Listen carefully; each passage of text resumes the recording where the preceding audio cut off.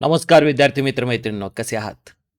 मी श्रीकांत साठे अनअकॅडमीवरील one of the top educators. आम्ही तुमची सर्वांची लाडकी असणारी यशाची परिक्रमा हे मासिक, या मासिकाचा मी त्याच्या स्थापनेपासूनचा आत्तापर्यंत कार्यरत असणारा कार्यकारी संपादक आपलं सर्वांचं स्वागत करतो यशाची गुरुकिल्ली टेस्ट सिरीजच्या विश्लेषण सत्रामध्ये. टेस्ट क्रमांक 7मधील जे चालू घडामोडीचे प्रश्न होते, या चालू घडामोडी प्रश्नांचं विश्लेषण आपण या सत्रामध्ये बघणार आहे. तुम्हाला ही यशाची गुरुकिल्ली टेस्ट सिरीज आत्तापर्यंत जे रिव्ह्यू आलेले आहेत ती प्रचंड आवडलेली आहे हे कळतंय आम्हाला. आणि तुमच्या आग्रहास्तव मी साठे एज्युकेशन लॅब आणि माझी टीम आम्ही राज्यसेवेची पण पूर्वपरीक्षा टेस्ट सिरीज तुमच्यासाठी घेऊन येतोय. त्याचे लवकरच अपडेट्स तुम्हाला श्रीकांत साठे परिक्रमा या टेलिग्राम चॅनेलवर अपडेट्स मिळतील. तर लवकरात लवकर सर्वांनी श्रीकांत साठे परिक्रमा हे टेलिग्राम चॅनेल जॉईन करा आणि त्यावर अगदी माफक दरामध्ये तुम्हाला राज्यसेवा पूर्वपरीक्षा जी आहे 4 जूनसाठी, त्यासाठीही चांगल्या क्वालिटीचे आणि बेस्ट डिस्कशन हे जर पाहिजे असेल तर तुम्ही ही आमची टेस्ट सिरीज राज्यसेवेसाठीची लवकरच जॉईन करा. ओके देन, सुरू करूया टेस्ट क्रमांक 7मधील चालू घडामोडींचं विश्लेषण. पहिला प्रश्न होता, नोव्हेंबर 2022 मध्ये कोणाची भारतीय राष्ट्रीय विधी सेवा प्राधिकरण म्हणजेच नॅशनल लीगल सर्व्हिस ऑथॉरिटी जी आहे, ठीक आहे, तर याच्या कार्यकारी अध्यक्षपदी म्हणजे एक्झिक्युटिव्ह चेअरमन म्हणून कोणाची निवड करण्यात आली? तर या प्रश्नाचं उत्तर आहे की न्यायाधीश संजय किशन कौल यांची नियुक्ती करण्यात आली. आता इथं दिसतात न्यायाधीश संजय किशन कौल. संजय किशन कौल यांची नोव्हेंबर 2022 मध्ये नालसाच्या कार्यकारी अध्यक्षपदी नियुक्ती करण्यात आली आणि 2017 मध्ये ते भारताच्या सर्वोच्च न्यायालयाचे सर्वोच्च न्यायाधीशपदी निवड झाली होती. आता ही नालसा ऑथॉरिटी काय बरं? भारतीय राष्ट्रीय विधी सेवा प्राधिकरण. तर नालसा म्हणजे जर बघितलं तर 1995 मध्ये विधी सेवा प्राधिकरण कायदा 1987 अंतर्गत स्थापन झाली ही एक वैधानिक संस्था आहे. सर्वोच्च न्यायालयाच्या पुढाकाराने ही स्थापन झालेली आहे. आणि जर बघितलं तर नालसाचे पॅट्रॉन इन चीफ कोण असतात? तर देशाचे सरन्यायाधीश हे नालसाचे पॅट्रॉन इन चीफ असतात. तर सर्वोच्च न्यायालयामध्ये द्वितीय सर्वोच्च वरिष्ठ न्यायाधीश जे एक्झिक्युटिव्ह चेअरमन म्हणून काम करतात नालसाचे. सध्याच्या घडीला जर बघितलं तर DY चंद्रचूड हे सरन्यायाधीश आहेत, त्यामुळे ते पॅट्रॉन इन चीफ आहेत आपल्या नालसाचे. आणि जस्टिस संजय किशन कौल जे आहेत ते एक्झिक्युटिव्ह चेअरमन आहेत. नालसा कशासाठी स्थापन करण्यात आले? की न्यायव्यवस्थेवरचा भार कमी करायचा, पात्र उमेदवारांना मोफत कायदेशीर सेवा प्रदान करायच्या आणि खटले जलदगतीने निकाली काढण्यासाठी लोक अदालतीचं आयोजन करायचं. तर लोक अदालती हा यांचा एक महत्त्वाचा प्रोडक्ट आहे. न्यायालयासमोर प्रलंबित असणारी प्रकरणं किंवा वादविवाद जे असतात किंवा जी प्रकरणं अजून न्यायालयामध्ये गेलेली नाही आहेत, प्री लिटिगेशन स्टेजवर आहेत, तर अशा प्रकरणांबाबत तडजोड किंवा सहमतीनं ती निकाली काढण्यासाठी लोक अदालतींचा एक व्यासपीठ आहे. आणि जर बघितलं तर यालाच अल्टरनेटिव्ह डिस्प्यूट रेझोल्युशन असं म्हणतात, की न्यायालयामध्ये न येता बाहेरच्या बाहेर हे प्रकरणं सॉर्ट आउट व्हावी, म्हणजे पेंडिंग केसेस न्यायालयामध्ये राहणार नाहीत आणि जास्तीत जास्त जर बघितलं तर लोड जो आहे न्यायालयाचा तो कमी होईल. सर्वात पहिल्यांदा लोक अदालत शिबिर हे गुजरातमध्ये आयोजित करण्यात आलं होतं, हे आपल्याला माहिती पाहिजे 1982 मध्ये. आणि लोक अदालत संस्थेला विधी सेवा प्राधिकरण कायदा जो 1987चा आहे त्या अंतर्गत वैधानिक दर्जा देण्यात आला. लोक अदालतीमध्ये एक अध्यक्ष म्हणून न्यायिक अधिकारी आणि एक सदस्य म्हणून एक वकील असतात, एक सामाजिक कार्यकर्ता असतो. आणि लोक अदालतीनं दिलेला निवाडा जो असतो तो अंतिम असतो, तो सर्व पक्षकारांवर बंधनकारक असतो आणि लोक अदालतीच्या निर्णयाविरुद्ध कोणत्याही न्यायालयामध्ये अपील करता येत नाही. ठीक आहे. मात्र लोक अदालतीला नॉन कंपाऊंडेबल प्रकरणाच्या संदर्भात कुठल्याही प्रकारचं अधिकार क्षेत्र नसतं. असे जे खटले आहेत की असे जे काही क्राईम्स वगैरे आहेत की ज्याच्यामध्ये तडजोड होऊ शकत नाही, अशा नॉन कंपाऊंडेबल प्रकरणांच्या संदर्भात त्यांना अधिकार नसतात. तर सध्याच्या घडीला न्यायाधीश संजय किशन कौल हे नालसाचे अध्यक्ष आहेत, कार्यकारी अध्यक्ष आहेत, कारण का ते सेकंड मोस्ट सिनियर जज इन सुप्रीम कोर्ट आहेत. ठीक आहे, ओके. त्यानंतर दुसरा प्रश्न जागतिक क्षेत्रामधले आहे. पेन प्लस नावाची स्ट्रॅटेजी अलीकडे एका खंडातल्या देशांनी अनाऊन्स केली होती आणि ते म्हणजे आफ्रिका. आफ्रिकेमध्ये असंसर्गजन्य रोगांचं निदान, उपचार आणि काळजी घेण्यासाठी पेन प्लस स्ट्रॅटेजी नावाची रणनीती स्वीकारण्यात आली आहे. टोगो इथं लोमे नावाचं काय बरं ठिकाण आहे, तिथं संयुक्त राष्ट्राची जागतिक आरोग्य संघटनेची प्रादेशिक समितीचं 72वं सत्र झालं आणि तिथं आफ्रिकेनं पण पेन प्लस स्ट्रॅटेजी स्वीकारली. पेन प्लस स्ट्रॅटेजी म्हणजेच आफ्रिकेमध्ये कम्युनिकेबल डिसिजेस, संसर्गजन्य डिसिजेस सोबत आत्ता अलीकडं नॉन कम्युनिकेबल डिसिजेस, असंसर्गजन्य डिसिजेस म्हणजेच जे एका व्यक्तीकडनं दुसऱ्याला संसर्ग होत नाही असे, जसं की डायबेटीस आहे, हायपरटेन्शन आहे, कार्डिओव्हॅस्क्युलर डिसिजेस आहेत, तर यासारखे जे काही डिसिजेस आहेत त्यांचं प्रमाणही वाढायला लागलेलं आहे. आणि म्हणून आफ्रिकेनं ठरवलेलं आहे की प्राथमिक स्तरावरच्या ज्या रेफरल आरोग्य सुविधा आहेत तर तिथं गंभीर असंसर्गजन्य आजारांना तोंड देण्यासाठी पेन प्लस हे प्रादेशिक धोरण आपण राबवू.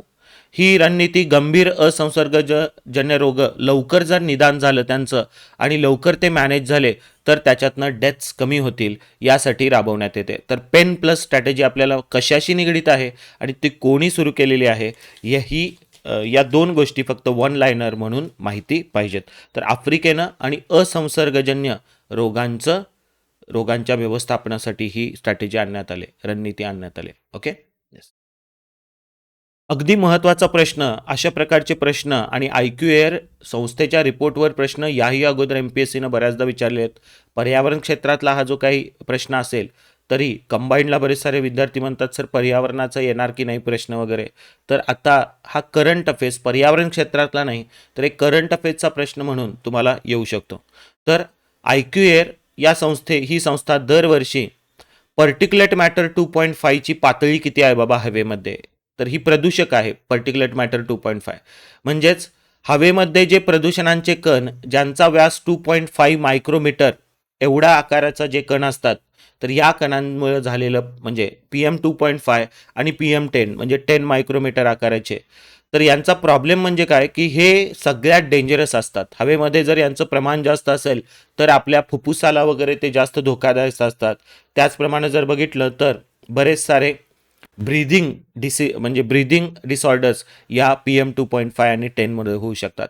त्यामुळं प्रदूषणाची पातळी बघताना, हवेच्या प्रदूषणाची पातळी बघताना नेहमी बघितलं जातं की PM2.5 केवढं प्रमाण आहे.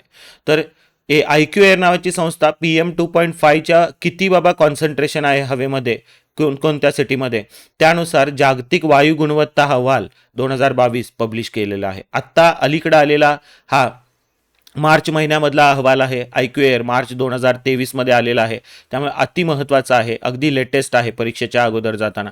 आणि त्यानुसार प्रदूषण पातळीनुसार जगातलं सर्वात प्रदूषित शहर ठरलेलं आहे पाकिस्तानमधलं लाहोर. मागच्या वर्षी जर बघितलं तर राजस्थानमधलं भिवाडी हे शहर सर्वात मोस्ट पोल्युटेड सिटी ठरलं होतं. आता पाकिस्ताननं टेक ओव्हर केलेलं आहे. लाहोर हे सर्वात प्रदूषित शहर ठरलेलं आहे. आता IQ एअरच्या या अहवालामध्ये आणखी काही गोष्टी आहेत बरं. तर यामध्ये जगातला सर्वात प्रदूषित देश चाड नावाचा देश ठरलेला आहे आफ्रिकेमधला. जगातला सर्वात प्रदूषित शहर लाहोर ठरलेलं आहे. त्यानंतर चायनामधलं होतान, 3 नंबरला भारतातलं भिवाडी आणि 4 नंबरला भारताचं कॅपिटल जी आहे दिल्ली, ती 4 नंबरला आहे. जगातल्या सर्वात प्रदूषित राजधानी शहरांमध्ये दिल्ली 2 नंबरच्या क्रमांकावर आहे. तर एनजामेना ही चाडची राजधानी पहिल्या क्रमांकावर आहे, तर दिल्ली ही दुसऱ्या क्रमांकावर आहे. त्याचप्रमाणे जर बघितलं तर जागतिक आरोग्य संघटना म्हणते की हवेतली पर्टिक्युलेट मॅटर 2.5 ची जी पातळी आहे ते 1 मीटर क्यूब एका घन मीटरमध्ये हवेच्या व्हॉल्यूममध्ये ती 5 मायक्रोग्रॅम एवढी काय पाहिजे, त्याच्यापेक्षा जास्त नसायला पाहिजे. 5 मायक्रोग्रॅम किंवा त्याच्यापेक्षा कमी असायला पाहिजे. इथं जर बघितलं तर दिल्लीमध्ये ही सरासरी किती आहे, तर ती 92.6 मायक्रोग्रॅम पर मीटर क्यूब इतकी हवा दिल्लीची खराब आहे. WHO ची पातळी प्राप्त करणारे असे जर बघितलं तर देश काहीच आहेत, जसं की म्हणजे जिथं हवा 5 मायक्रोग्रॅम पर मीटर क्यूबपेक्षा काय बरं, जिथं हवेची म्हणजे PM2.5 ची पातळी कमी आहे या लेवलपेक्षा, तर त्यामध्ये Australia, Estonia, Finland, Grenada, Iceland, New Zealand हे देश आहेत. तसंच जर बघितलं तर भारतामध्ये सरासरी देशाची PM2.5 पातळी किती आहे, तर ती तब्बल 53.3 मायक्रोग्रॅम पर मीटर क्यूब आहे. ठीक आहे, कळालं सगळ्यांना. तर इथं जगातला सर्वात स्वच्छ हवा कुठं आहे, तर त्यामध्ये गुआम हे अमेरिकेच्या प्रशांत महासागरातलं बेट आहे. एक आयलँड कंट्रीसारखं ते काम करतं, स्वायत्त आहे. तर गुआममध्ये जर बघितलं तर सर्वात स्वच्छ हवा आहे. 1.3 मायक्रोग्रॅम पर मीटर क्यूब एवढीच तिथं PM2.5 ची पातळी आहे. तर सर्वात स्वच्छ राजधानी शहर आहे ऑस्ट्रेलियामधलं कॅनबेरा. तर कॅनबेरा आणि गुआम हे दोन आपल्याला माहिती पाहिजेत. सर्वात स्वच्छ राजधानी शहरांमध्ये कॅनबेरा हे PM2.5 ही पातळी 2.8 मायक्रोग्रॅम पर मीटर क्यूब पर्यंतच आहे. तर हा अहवाल अत्यंत महत्त्वाचा आहे. मार्च 2023 मध्येच हा आलेला आहे आणि त्यामुळं आपल्याला याबाबत काय पाहिजे, डिटेल्स माहीत पाहिजेत. आता 2022चा हा अहवाल हे लक्षात ठेवा, जो मार्च 2023 मध्ये प्रसिद्ध कधी झालाय, तर मार्च 2023 मध्ये झालाय. Okay, yes. तसंच प्रवासी भारतीय दिवस हा अधिवेशन जे झालेलं आहे दर 2 वर्षांनी होतं. त्यामुळे 2023 मधलं जे अधिवेशन झालेलं आहे 17वं प्रवासी भारतीय दिवस अधिवेशन हे आपल्याला माहितीच पाहिजे. हा प्रश्न जर बघितलं तर प्रवासी भारतीय दिवस अधिवेशन 17वं लेटेस्ट कुठं झालं एवढं जरी तुम्हाला माहीत असेल तरी हा प्रश्न सुटतो. तर इतका काय बरं सोपा प्रश्न आहे. तर इथं 17वं 2023चं प्रवासी भारतीय अधिवेशन इंदोरमध्ये झालेलं आहे. इंदोरमधल्या मध्य प्रदेशमध्ये काय झालेलं आहे बरं, झालेलं आहे. काल सगळ्यांना. तर इथं चौथ्याचा ड चा पर्याय जर बघितला तर 1 आहे. त्यामुळे उत्तर याचं 4, 3, 2, 1 आहे. इथं 14वा 2017चा जो काही प्रवासी भारतीय दिवस आयोजित करण्यात आला तो बेंगळुरू कर्नाटकमध्ये. त्यानंतर 15वा जर बघितला तर कुठं, वाराणसीला आयोजित करण्यात आला 2019चा कुंभमेळ्यासाठी वगैरे. त्यावेळी काय करण्यात आली होती बरं, की तो 8 म्हणजे 9 जानेवारीच्या ऐवजी इतर रोजी करण्यात आला होता.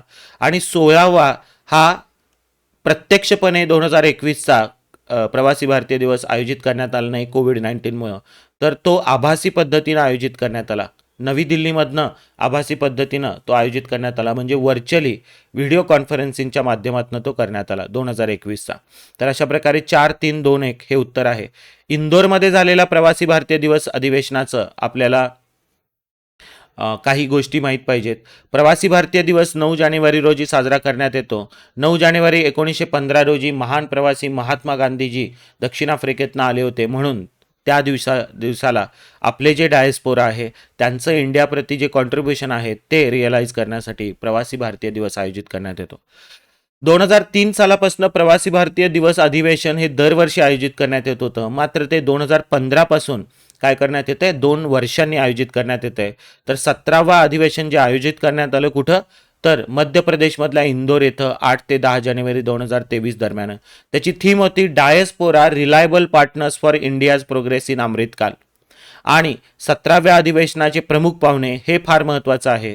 गुयाना या देशाचे राष्ट्राध्यक्ष इंडियन ओरिजिनचे मोहम्मद इरफान अली यांना प्रमुख पाहुणे म्हणून बोलवण्यात आलं होतं. तर आपल्याला माहित पाहिजे 17वा प्रवासी भारतीय दिवस अधिवेशन हे इंदोरमध्ये झालं. त्या अगोदरचं व्हर्च्युअली झालं 2021चं नवी दिल्लीमध्ये. त्या अगोदरचं 2019चं वाराणसीला झालं आणि त्या अगोदरचं बेंगळुरूला झालं. असा मॅच द फॉलोइंग प्रश्न तुम्हाला येऊ शकेल. तसंच दिनविशेष बाबत हा क्वेश्चन आहे. 2022 साली साजरा केलेल्या पुढ्या कोणत्या दिनाची संकल्पना क्रिएटिंग होप थ्रू ॲक्शन अशी आहे. तर वर्ल्ड सुसाईड प्रिव्हेन्शन डे जो आहे 10 सप्टेंबरला साजरा करण्यात येतो. तर क्रिएटिंग होप थ्रू ॲक्शन नावाचा ही संकल्पना जी आहे तर ती जागतिक आत्महत्या प्रतिबंध दिन याच्या संबंधित आहे. तर वर्ल्ड मेंटल हेल्थ डे हा जर बघितला तर 10 ऑक्टोबरला साजरा करण्यात येतो. याची थीम जर बघितली होती तर काय होती, की make mental health and wellbeing for all a global priority. म्हणजे जागतिक स्तरावर जर बघितलं तर सर्वांसाठी मानसिक आरोग्य हे काय करा बरं, सर्वांसाठी प्रायोरिटी, सर्वांना मेंटल हेल्थ मिळावी या ही काय करा, एक ग्लोबल प्रायोरिटी ठरवा. ठीक आहे. तर अशा प्रकारे 10 ऑक्टोबर हा दिन जास्त महत्त्वाचा आहे. जागतिक मानसिक रोग जनजागृती दिन म्हणजेच वर्ल्ड मेंटल हेल्थ डे आणि जागतिक आत्महत्या प्रतिबंध दिन 10 सप्टेंबरला साजरा करण्यात येतो. क्रिएटिंग होप थ्रू ॲक्शन ही त्याची थीम होती. इथं दिलेलं आहे मी 10 सप्टेंबर. ठीक आहे. तसंच युनेस्को शांतता पुरस्कार 2022 सालचा कोणाला मिळालेला आहे? तर जर्मनीच्या माजी चान्सलर जर बघितलं तर one of the successful chancellor म्हणतात त्यांना जर्मनीच्या. आणि ज्यावेळी नागरी युद्ध सिरियामध्ये सुरू झालं त्यावेळी बरेच सारे रेफ्युजीज जे युरोपमध्ये यायला बघत होते तर त्यांनी काय केलं बरं की युरोपचे दरवाजे उघडे करून दिले आणि त्यामुळं त्यांना रेफ्युजीजसाठी जे काही काम केलं आहे त्यासाठी जर बघितलं तर युनेस्कोचा शांतता पुरस्कार मिळालेला आहे. तर माजी जर्मन चान्सलर अँजेला मर्कल यांनी निर्वासितांचं स्वागत करत त्यांना आसरा देण्याबाबत जे प्रयत्न केले त्यासाठी युनेस्कोचा पीस प्राईज मिळालेला आहे 2022चं. मर्केल या 16 वर्ष जर्मन चान्सलर पद त्यांनी भूषवलं. 2021मध्ये त्यांनी राजीनामा दिला. युनेस्को शांतता पुरस्काराला फेलिक्स हॉफॉट बॉयगनी युनेस्को पीस प्राईज असं त्याचं पूर्ण नाव आहे आणि आयव्हरी कोस्टचे माजी राष्ट्राध्यक्ष यांचं नाव त्याला देण्यात आलं आहे. 1989 सालापासून अशी व्यक्ती की ज्यांनी शांतता वाढवण्यासाठी आणि त्याबाबत संशोधन करण्यासाठी सुरक्षित करण्यासाठी शांतता विशेष प्रयत्न केलेत अशा व्यक्तीला हा देण्यात येतो किंवा संस्थेला देण्यात येतो. ठीक आहे. तर व्यक्ती किंवा संस्थेला आपल्याला माहीत पाहिजे की $1.5 लाख असं त्याचं स्वरूप आहे. सुवर्ण पदक आणि शांतता पदविका एकापेक्षा जास्त जर विनर्स असतील तर त्यांना काय करण्यात येतात बरं की हे वाटून देण्यात येतात. तर माजी चान्सलर अँजेला मर्कल यांनी जी काही आपली पुरस्कार मनी आहे पैसा आहे तो काय केला बरं रेफ्युजीजसाठीच त्यांनी पुन्हा एकदा दान केला. तर अशा जर्मन चान्सलर अँजेला मर्कल यांना 2022चं युनेस्कोचं प्राईज मिळालेलं आहे. Peace prize 2022. ठीक आहे. ओके. त्यानंतर क्रीडा क्षेत्रामधली एक महत्त्वाची पर्सनॅलिटी रॉजर फेडरर ही पर्सनॅलिटी निवृत्त झालेली आहे आणि त्यामुळे आपल्याला त्याच्याबद्दलच्या काही गोष्टी माहीत पाहिजेत. जसं की तो स्वित्झर्लंडचा खेळाडू आहे हे आपल्याला माहिती पाहिजे. त्यानंतर टेनिसच्या इतिहासामध्ये त्यानं 20 पुरुष एकेरी ग्रँड स्लॅम जेतेपद जिंकणारा तो पहिला टेनिसपटू ठरला होता. तर ही स्टेटमेंट चुकीची आहे. इथं जर बघितलं तर 21 नाही तर 20 सिंगल्स त्यानं जिंकलेले आहेत. मेन सिंगल्स सध्याच्या घडीला जर बघितलं तर 22 ग्रँड स्लॅम मेन सिंगल जिंकण्याचा रेकॉर्ड पहिल्यांदा रफाल नादालनं केला होता आणि आत्ता ऑस्ट्रेलियन ओपन 2023मध्ये नोवाक जोकोविक यानं पण जर बघितलं तर काय केलेलं आहे की हा रेकॉर्ड केलेला आहे. तर सध्या रफाल नादाल आणि नोवाक जोकोविक यांच्या नावावर सिंगल्सचा पुरुष सिंगल सर्वाधिक ग्रँड स्लॅम स्पर्धा जिंकण्याचा ग्रँड स्लॅम स्पर्धा 4 आहेत जगामध्ये. तर कुठल्या बरं Australian open, French open, Wimbledon आणि US ओपन या टेनिसच्या काय आहेत बरं ग्रँड स्लॅम स्पर्धा आहेत. तर त्याच्यातल्या 22 ग्रँड स्लॅम विजेतेपदं जिंकलेत या दोघांनी आणि मात्र 20 ग्रँड स्लॅम जिंकण्याचं पहिल्यांदा फीट अचीव करणारा कोण होता? रॉजर फेडरर होता. त्याच्या नावावर सर्वाधिक म्हणजे 6 लॉरियस वर्ल्ड स्पोर्ट्स पुरस्कार जिंकण्याचा विक्रम आहे. ठीक आहे. तर जर बघितलं तर त्याच्या नावावर सर्वाधिक 6 लॉरियस वर्ल्ड स्पोर्ट जिंकण्याचा विक्रम आहे. यस. त्यानं जर बघितलं तर लॉरियस स्पोर्ट्स अवॉर्ड्स म्हणजेच यांना क्रीडा क्षेत्रातले ऑस्कर अवॉर्ड्स असं म्हणतात. झगमगाटी वगैरे असे अवॉर्ड्स असतात आणि एकमेव भारतीय ज्यानं लॉरियस वर्ल्ड स्पोर्ट्स अवॉर्ड जिंकलाय तो म्हणजे सचिन तेंडुलकर. ठीक आहे. तर best moment of 20 years best sporting moment of 20 years असं 2010 पासनं मागच्या 10 वर्षातली बेस्ट स्पोर्टिंग मुवमेंट यामध्ये 2010 पासून 2020 पर्यंतचा कालावधी होता आणि त्यामध्ये भारतानं 2011ला वानखेडेवर जो काही विश्वचषक जिंकला होता त्याची जी काही मेमरी आहे carried on the shoulders of a nation. Sachin तेंडुलकरला खांद्यावर घेऊन जे काही फेरी मारली होती लोकांनी तर त्या मोमेंटला हा पुरस्कार देण्यात आला होता. तर लंडन येथे झालेली द लेव्हर कप ही त्याची शेवटची व्यावसायिक स्पर्धा ठरली. तर रॉजर फेडररनं लंडन इथल्या लेव्हर कप या स्पर्धेमध्ये आपली काय केली रिटायरमेंट घेतली आणि ही लेव्हर कप म्हणजेच युरोपियन संघ विरुद्ध रेस्ट ऑफ द वर्ल्ड संघ तर म्हणजेच काय बरं की युरोपमधले जे काही टेनिसपटू आहेत आणि त्याचप्रमाणे जर बघितलं तर रेस्ट ऑफ द वर्ल्डचे जे टेनिसपटू आहेत या संघांच्या दरम्यान हा लेव्हर कप आयोजित करण्यात आला. आणि लेव्हर कपमध्ये कोण जिंकलं बरं? रेस्ट ऑफ द वर्ल्ड जिंकला. युरोपची टीम हारली, म्हणजेच रॉजर फेडररची टीम हारली. आणि रॉजर फेडररनं डबल्स जे खेळली शेवटची मॅच रफाल नादाल सोबत, तर त्यामध्ये पण तो हारला.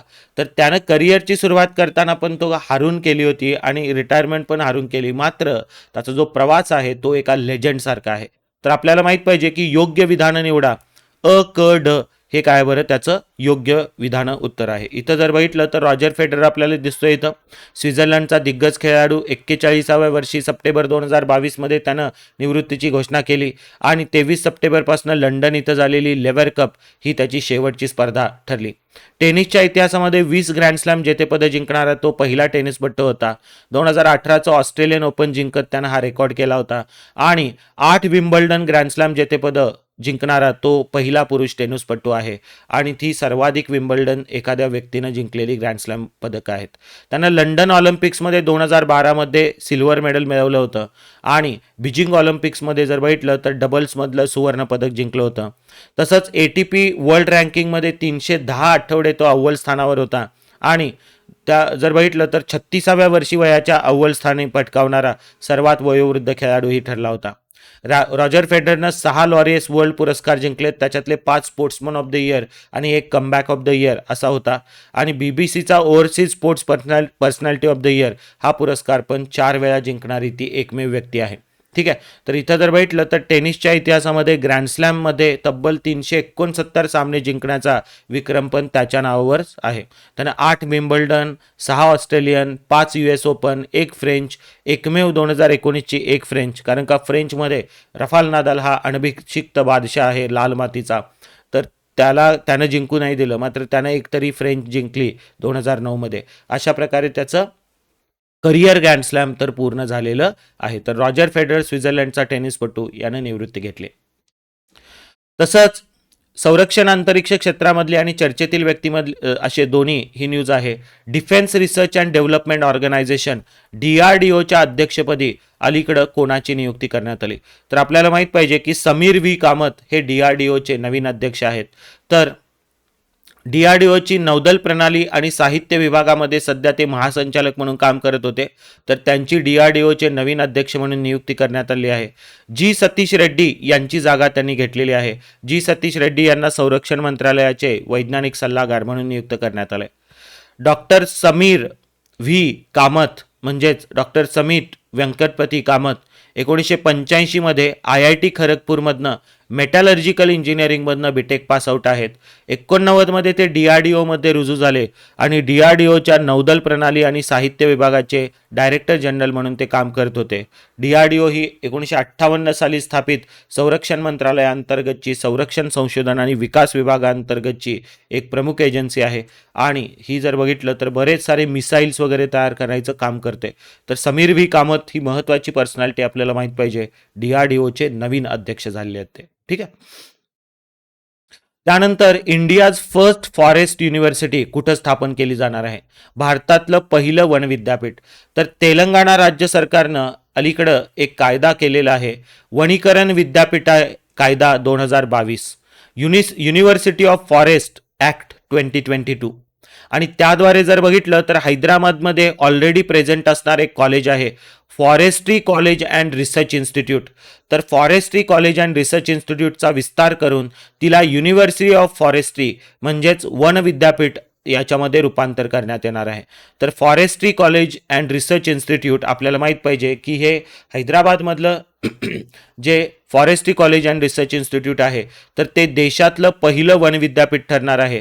जागतिक स्तरावर पण अशा प्रकारचं वन विद्यापीठ स्थापन करणारा भारत तिसरा देश आहे. रशिया, चायनामध्ये अशा प्रकारचे वनशास्त्राचे विद्यापीठ आहेत. भारत पण वनशास्त्राचं विद्यापीठ करणार आहे तेलंगणामध्ये, हैदराबादमध्ये. काल सगळ्यांना वन लायनर हा आपल्याला माहिती पाहिजे. तसंच संरक्षण अंतरिक्ष क्षेत्रामध्ये काही महिला ज्यांनी प्रचंड चांगलं काम म्हणजे नवीन एखादं त्यांची अपॉइंटमेंट झालेली आहे, एखादी ग्लास सिलिंग तोडलेली आहे, तर अशा प्रकारे त्यांच्यावर बऱ्याचदा MPSC प्रश्न विचारते. त्यामुळे हे फार महत्त्वाचं आहे. पाकिस्तानला लागून असणाऱ्या पश्चिम सेक्टरमध्ये मिसाईल स्क्वॉड्रनचं नेतृत्व करणाऱ्या हवाई दलातल्या पहिला महिला अधिकारी कोण? तर पश्चिम सेक्टर पाकिस्तानच्या सीमेला लागून जो काही वेस्टर्न सेक्टर आहे, या वेस्टर्न सेक्टरमध्ये मिसाईल स्क्वॉडचं नेतृत्व पहिल्यांदा एका महिला अधिकाऱ्याकडे देण्यात आलंय आणि त्यांचं नाव आहे शालिजा धामी. ग्रुप कॅप्टन शालिजा धामी इथं दिसत आहेत. पश्चिम सेक्टरमधल्या आघाडीच्या लढाऊ युनिटची कमान त्यांच्याकडे देण्यात आलेली आहे मार्च 2023 मध्ये. अगदी लेटेस्ट ही डेव्हलपमेंट आहे, ही आपल्याला माहित पाहिजे. पाकिस्तानला लागून असणाऱ्या पश्चिम सेक्टरमध्ये मिसाईल स्क्वॉड्रनचं नेतृत्व ग्रुप कॅप्टन धामी या हवाई दलातल्या पहिला महिला अधिकारी करणार आहेत आणि फ्रंटलाईन कमांड मुख्यालयाच्या ऑपरेशन शाखेमध्ये त्या तैनात आहेत. 2003 मध्ये हेलिकॉप्टर पायलट म्हणून त्या इंडियन एअरफोर्समध्ये जॉईन झाल्या होत्या आणि जर बघितलं तर चेतक, चित्ता हे हेलिकॉप्टर्स त्यांनी उडवलेले आहेत. त्या मूळच्या लुधियानाच्या आहेत आणि भारतीय हवाई दलानं 2016 मध्ये महिला लढाऊ वैमानिकांना समाविष्ट करण्यास सुरुवात केली आणि त्यानंतर जर बघितलं तर पहिल्या तुकडीमध्ये 3 महिलांनी लढाऊ विमान उडवलं होतं, त्या म्हणजे अवनी चतुर्वेदी, भावना कांत आणि मोहना सिंग यांनी. बरोबर आहे. तर जास्तीत जास्त एअरफोर्स महिलांना अशा प्रकारचं चांगले रोल देत आहे. ग्रुप कॅप्टन शालिजा धामी या जर बघितल्या तर पश्चिम सेक्टरमध्ये अगदी पाकिस्तानला लागून असणाऱ्या अशा अगदी सेन्सिटिव्ह झोनमध्ये जर बघितलं तर फ्रंट लाईन कमांड जर बघितलं त्याच्यामध्ये मिसाईल स्क्वॉड्रनचं नेतृत्व करणार आहेत ग्रुप कॅप्टन शालिजा धामी. ठीक आहे. तसंच आंतरराष्ट्रीय स्तरावरचा एक महत्त्वाचा पुरस्कार ज्याला वास्तुविशारदांसाठीचा नोबेल पुरस्कार असं म्हणण्यात येतं, आर्किटेक्चर क्षेत्रामधला नोबेल पुरस्कार म्हणून म्हणण्यात येतं, तर हा प्रिझ्गर अवॉर्ड 2023चा सर डेव्हिड चिपरफिल्ड यांना देण्यात आलेला आहे. मार्च 2023 मध्येच हा अवॉर्ड देण्यात आला आहे, त्यामुळे अगदी लेटेस्ट आहे. आपल्याला माहित पाहिजे ते कोण आहेत, तर ते ब्रिटिश आहेत. जरी आपल्याला हे माहीत नसतं तरी नावावरनं आपल्याला कळायला पाहिजे होतं. सर ही पदवी ब्रिटनमध्ये देण्यात येते, तर सर डेव्हिड चिपरफिल्ड हा जर बघितला तर युनायटेड किंगडमचा अवॉर्ड असू शकतो, युनायटेड किंगडमची ही व्यक्ती असू शकते. असं लॉजिकनं पण तुम्ही काय करू शकला असता, सोडवू शकला असता. तर बऱ्याचदा थोडंसं लॉजिक लावलं तर आपल्याला बरेच प्रश्न सुटू शकतात. इथं सर डेव्हिड चिपरफिल्ड यांना 2023चे विजेते म्हणून घोषित करण्यात आलंय. आता प्रिझ्गर कुटुंब, शिकागोमधल्या प्रिझ्गर कुटुंबाने 1979 मध्ये या प्रिझ्गर पुरस्काराची स्थापना केली होती. वास्तुविशारद म्हणजे आर्किटेक्ट, या बेस्ट आर्किटेक्ट जगातला ज्यानं खूप चांगलं कॉन्ट्रीब्यूट केलं आहे आर्किटेक्चर क्षेत्रात, त्याला हा अवॉर्ड देण्यात येतो. तर याला नोबेल पारितोषिक म्हणतात आर्किटेक्चरचं. ठीक आहे, इतका महत्वाचा आहे. $1,00,000 असं दरवर्षी हा अवॉर्ड देण्यात येतो. $1,00,000. आत्तापर्यंत केवळ एका भारतीयाला हा अवॉर्ड मिळालेला आहे, तो म्हणजे 2018 मध्ये बी.व्ही. दोशी, गुजरातचे बी.व्ही. दोशी म्हणजे बाळकृष्ण दोशी यांना 2018चं प्रिझ्गर प्राइज मिळालं होतं. त्यांचं अलीकडे निधन झालंय आणि त्यांना सरकारनं मरणोत्तर पद्मविभूषण पुरस्कार जाहीर केलाय 2023चा. ठीक आहे, लेटेस्ट, हे महत्वाचं आहे. तर बाळकृष्ण दोशी हे एकमेव भारतीय आहेत ज्यांनी प्रिझ्गर पुरस्कार 2018 मध्ये जिंकला. आत्ता 2023चा पुरस्कार सर डेव्हिड चिपरफिल्ड या ब्रिटिश विशारदाला देण्यात आलेला आहे. डेव्हिड चिपरफिल्ड आर्किटेक्ट्स या स्टुडिओच्या माध्यमातून त्यांनी 40 वर्षांच्या आपल्या कारकिर्दीमध्ये आशिया, युरोप, नॉर्थ अमेरिका इथं बऱ्याच साऱ्या नागरी, सांस्कृतिक, शैक्षणिक इमारती बांधलेल्या आहेत. शहरी मास्टर प्लॅनिंग पर्यंत जर बघितलं तर म्हणजे 100+ अर्बन प्लॅनिंग अँड डेव्हलपमेंटचे प्रोजेक्ट्स त्यांनी केले आहेत. तर सर डेव्हिड चिपरफिल्ड हे आपल्याला माहिती पाहिजेत. ठीक आहे, काल सगळ्यांना ओके. अगदी महत्वाची डेव्हलपमेंट महाराष्ट्रामध्ये, तर महाराष्ट्र गीत, राज्यगीत आपण स्वीकारलेलं आहे महाराष्ट्रानं. तर ते राज्यगीत म्हणजे जय जय महाराष्ट्र माझा. जय जय महाराष्ट्र माझा या राज्यगीताबाबत योग्य विधानं निवडायची आहेत. हे राज्यगीत कुणी लिहिलेलं आहे हे आपल्याला माहिती पाहिजे. कविवर्य राजा बढे यांनी लिहिलेलं हे गीत आहे जय जय महाराष्ट्र माझा, गरजा महाराष्ट्र माझा. जय जय महाराष्ट्र माझा, गरजा महाराष्ट्र माझा हे गीत राजा बढेंनी जे लिहिलेलं आहे, तर त्या गीतामधल्या 2 कडव्यांना महाराष्ट्राचं राज्यगीत म्हणून स्वीकारण्यात आलंय. 3 कडवे नाही, तर 2 कडव्यांना. त्यामुळं अ चुकीचं आहे. ब जर बघितलं तर हे किती कालावधीचं आहे परफेक्ट माहित पाहिजे. 1.41 मिनिटांचं जर बघितलं तर हे राज्यगीत आहे, 2.41 नव्हे. त्यामुळं ब ही चुकीचं आहे. आणि छत्रपती शिवाजी महाराज यांची 19 फेब्रुवारी 2023 या जयंती दिनानिमित्त या दिनापासून महाराष्ट्र राज्यामध्ये राज्यगीत म्हणून हे स्वीकारण्यात आलं आहे. ठीक आहे, तर क मात्र बरोबर आहे. योग्य विधान हे याचं फक्त क आहे. तर आपल्याला माहित पाहिजे की राजा निळकंठ बडे, कविवर्य राजा निळकंठ बडे यांच्या गीतामधल्या 2 चरणांचं राज्यगीत म्हणून स्वीकारण्यात आलं आहे. 19 फेब्रुवारी 2023 पासून लागू झालेलं आहे. 1.41 मिनिटांचं हे गीत आहे. या गीतासाठी जर बघितलं तर औचित्य पालन करण्यासाठी मार्गदर्शक सूचना दिल्या आहेत. जसं की राज्यगीत असेल तरी राष्ट्रीय म्हणजे नॅशनल अँथम जे आहे, राष्ट्रगान आहे, तर त्याला सर्वोच्च काय असेल बरं की प्रायोरिटी असेल. तर राष्ट्रगीतानंतर मग कोण येतं बरं, तर आपलं राज्यगीत येतं. त्याचप्रमाणे जर बघितलं तर कुठल्याही सरकारी कार्यक्रमामध्ये हे वाजवावं लागेल. राष्ट्रगीताला जशा प्रकारे तुम्ही उभा राहता तसं उभा राहायला पाहिजे. मात्र वृद्ध, गरोदर माता, लहान बालकं, तर हे काय बरं, यांना त्याच्यातनं एक्झेम्पशन वगैरे देण्यात आलं आहे. तर बँड वगैरे जे आहेत ते हे गीत वाजवू शकतात. शाळेची प्रार्थना झाल्यानंतर लगेच तुम्ही हे काय करू शकता, तिथं मुलांना म्हणायला लावू शकता किंवा तिथं वाजवलं जाऊ शकतं. तर अशा प्रकारचा निर्णय घेण्यात आला आहे. स्वातंत्र्याच्या अमृत महोत्सवाचा औचित्य साधून राज्याचं अधिकृत राज्यगीत असावं हा निर्णय मंत्रिमंडळाने 31 जानेवारी 2023 ला घेतला. आणि 19 फेब्रुवारी 2023 ही डेट प्रत्येकाला माहीतच असणार महाराष्ट्रामध्ये. मात्र तरीही आपल्याला ही डेट महत्त्वाची आहे. छत्रपती शिवाजी महाराज यांच्या जयंतीपासून हे राज्यगीत लागू झालेलं आहे. त्याचप्रमाणे अगदी महत्त्वाचे पुरस्कार जे आत्ताच लेटेस्ट आलेले आहेत, तर मराठी भाषा विभागाचे सन 2022 सालासाठीचे पुरस्कार. या पुरस्कारांवर याही अगोदर MPSCनं प्रश्न विचारले आहेत. मात्र मागच्या काही वर्षामध्ये हे प्रश्न आलेला नाही आहे यावर, त्यामुळे आत्ता या एक्झाममध्ये येऊ शकतो. आपल्याला माहित पाहिजे की हे पुरस्कार कोणाला आणि कशा प्रकारे कोणाकोणाला कुठले मिळाले आहेत. तर विंदा करंदीकर जीवनगौरव पुरस्कार 2022 हा पुरस्कार सर्वात महत्त्वाचा आहे. मराठी भाषा विभागाचे सन 2022च्या पुरस्कारांबाबत फेब्रुवारी 2023 मध्ये हे अनाऊन्स करण्यात आले. त्यामुळे हे किती लेटेस्ट आहेत हे तुम्हाला माहीत असेल. विंदा करंदीकर जीवनगौरव पुरस्कार हा प्राध्यापक चंद्रकुमार नलगे यांना जाहीर झाला आहे. तर पु भागवत पुरस्कार जर बघितलं तर कोणाला, ग्रंथाली प्रकाशनला जाहीर झाला आहे. हे 2 जरी तुम्हाला माहीत असायला पाहिजेत. हे 2 माहीत असले, दोन्हीपैकी एकही जर पुरस्कार माहीत असेल तरी हे उत्तर तुम्हाला येतं. म्हणून हे 2 पुरस्कार अति महत्त्वाचे आहेत. विंदा करंदीकर जीवनगौरव पुरस्कार प्राध्यापक चंद्रकुमार नलगे आणि श्री पु भागवत पुरस्कार 2022चा ग्रंथाली प्रकाशनला. 2022चे महत्त्वाचे आहेत पुरस्कार. 2021च्या पुरस्कारांमध्ये भारत शासने जे 95व्या अखिल भारतीय मराठी साहित्य संमेलन जे उदगीरला झालं त्याचे अध्यक्ष होते, तर त्यांना विंदा करंदीकर जीवनगौरव पुरस्कार 2021चा मिळाला होता भारत शासने. आता तो 22चा प्राध्यापक चंद्रकुमार नलगे यांना मिळालेला आहे. त्यामुळे या प्रश्नाचं उत्तर 3 आहे.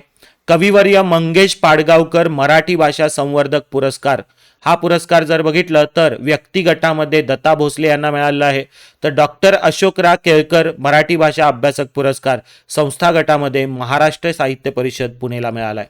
इथं मी ही स्लाइड दिलेली आहे, ही फार महत्त्वाची आहे. विंदा करंदीकर जीवनगौरव पुरस्कार चंद्रकुमार नलगेंना मिळाला आहे. 5 लाख रुपये स्वरूप आहे त्याचं. तर श्री पु भागवत पुरस्कार पब्लिकेशन हाऊसला देण्यात येतो, तर त्याचं 3 लाख स्वरूप आहे. ग्रंथाली प्रकाशनला मिळाला आहे. अशोकराव केळकर मराठी भाषा अभ्यासक पुरस्कार व्यक्तींसाठीचा डॉक्टर विठ्ठल वाघ यांना मिळाला आहे. 2 लाख रुपये स्वरूप आहे. तर अशोकराव केळकर मराठी भाषा अभ्यासक पुरस्कार संस्था गटासाठी महाराष्ट्र साहित्य परिषद पुणे.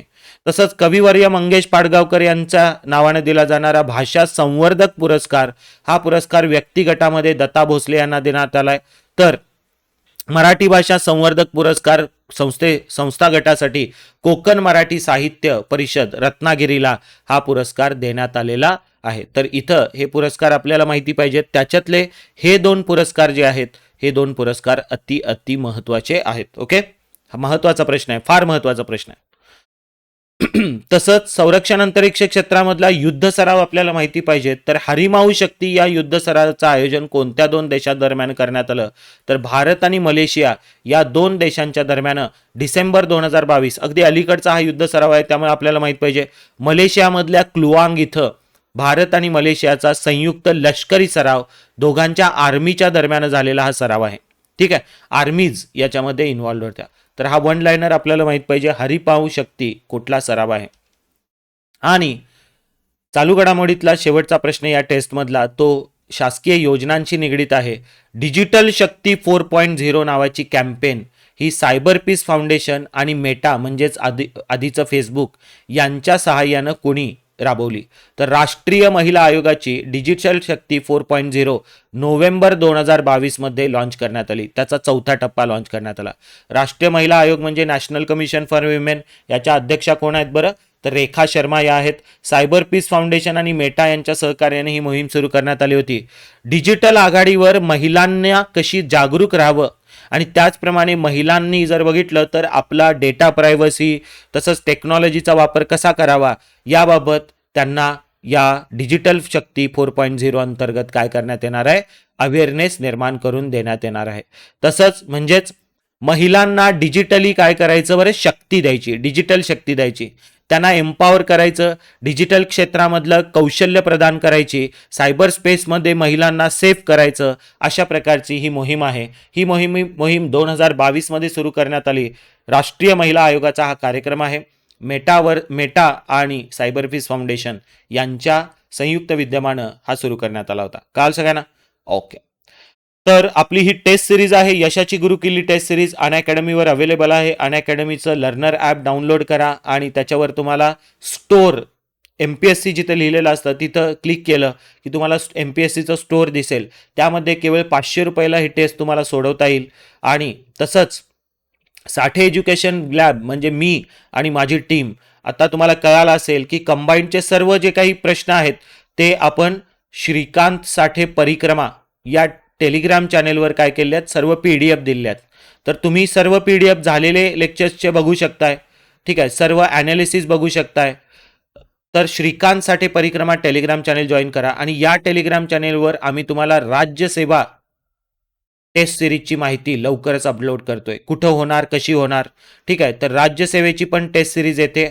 या राज्यसेवेच्या टेस्ट सिरीज ती पण अगदी माफक दरामध्ये तुम्हाला अवेलेबल करून देणार आहे मी. याच क्वालिटीची, यापेक्षा आणखी बेटर क्वालिटी आणखी तुम्हाला मी देणार आहे. तर लवकरच राज्यसेवा टेस्ट सिरीज पण तुम्हाला तुमच्यासाठी घेऊन येतोय मी, श्रीकांत साठे आणि माझी टीम. तर भेटूया पुढच्या रविवारी टेस्ट 8च्या विश्लेषणामध्ये. धन्यवाद.